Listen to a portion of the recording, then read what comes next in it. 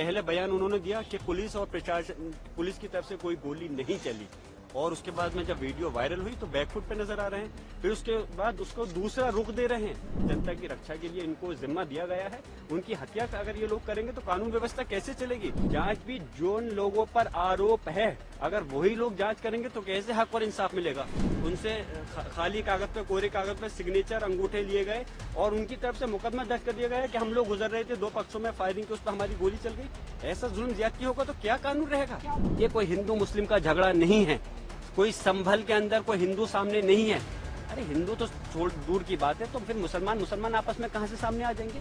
और जिस दिन मैं मौजूद नहीं हूं तो बलवा मैंने करा दिया। इन लोगों को तो नोबेल प्राइज मिलना चाहिए जिस प्रकार से ये काम कर रहे हैं। मणिपुर के अंदर तो उन्होंने जाने की जहमत नहीं करी, लेकिन संभल का जो सूरत हाल हो रही है बहुत अफसोस की बात है। और हमारा संभल जल रहा है।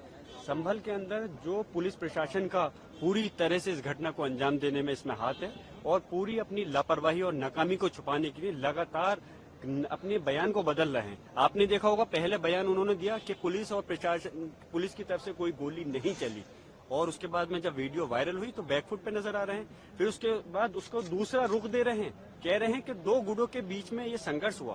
अफसोस की बात है, कहाँ चली गई इनकी बुद्धि कि किस प्रकार से कि दो गुटों का ये कहाँ से मसला आ गया?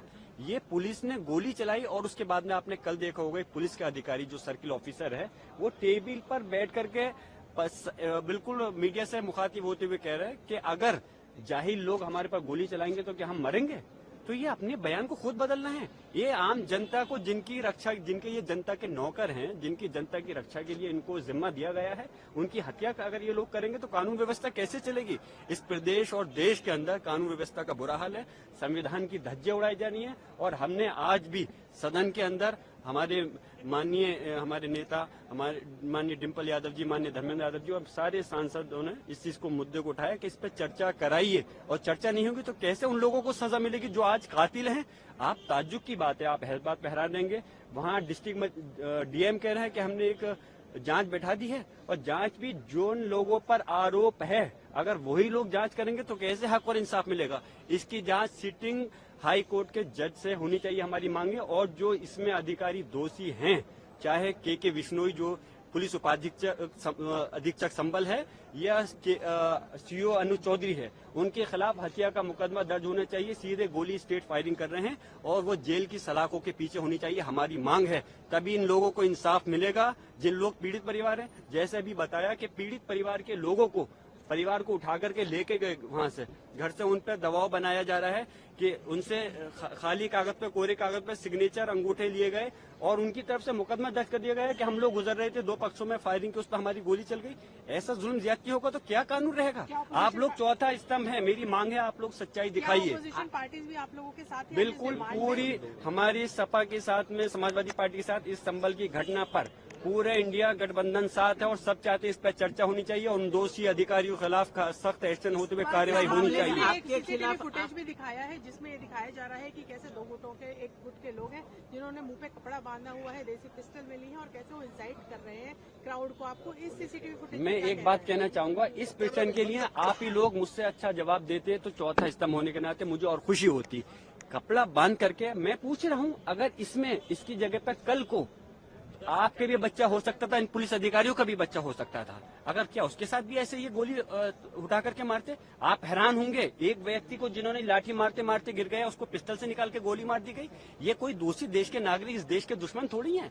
इस हिंदुस्तान के सिटीजन है, नागरिक हैं, उनके साथ में ऐसा जुल्म, ज्यादती, अत्याचार। और मैं एक बात और बताता चलूं, ये कोई हिंदू मुस्लिम का झगड़ा नहीं है, कोई संभल के अंदर कोई हिंदू सामने नहीं है। अरे हिंदू तो दूर की बात है, तो फिर मुसलमान आपस में कहां से सामने आ जाएंगे? ये तो तंत्र को सामने ला करके चंद शरारती तत्व थे, जो 8 लोग थे जिन्होंने दायर की है। बाकी पुलिस और प्रशासन इस घटना का जिम्मेदार है। एक अगर सर्वे कंप्लीट हो गया था, दूसरी सर्वे कराने का डीएम को कहां से आदेश दे सकते हैं? कोर्ट आदेश देते, हमने सम्मान करा, दूसरे सर्वे भी करा दिया गया, और उसके बावजूद आप गोली चला रहे हो हमारे लोगों पर। आपके खिलाफ FIR है, आप पर आरोप लगाए जा रहे हैं। जिसकी क्या कहें, जिसकी लाठी उसकी बहस, जो चाहे कर लें, आज सरकार उनके हाथ में है। जिससे आप अंदाजा लगा सकते हैं कि किस प्रकार, जब जो व्यक्ति, यानी कि मैं अगर उस समय घटना पे मौजूद नहीं था, बेंगलोर हूँ, आउट ऑफ स्टेशन हूँ, तो उसके बावजूद जिस दिन ये सर्वे हुआ उस दिन घटना नहीं हुई, मैं मौजूद था। जुमे के दिन जिस दिन नमाज से रोका गया मैं मौजूद था तो कोई घटना नहीं हुई, और जिस दिन मैं मौजूद नहीं हूं तो बलवा मैंने करा दिया। इन लोगों को तो नोबेल प्राइज मिलना चाहिए जिस प्रकार से ये काम कर रहे हैं, और शर्म, पूरा देश शर्मसार है, और देश नहीं पूरे दुनिया के सामने देश की जो छवि खराब हो रही है। मैं मांग करता हूं कि प्रधानमंत्री महोदय को आगे आना चाहिए और इसमें जाकर के हालात को देखें।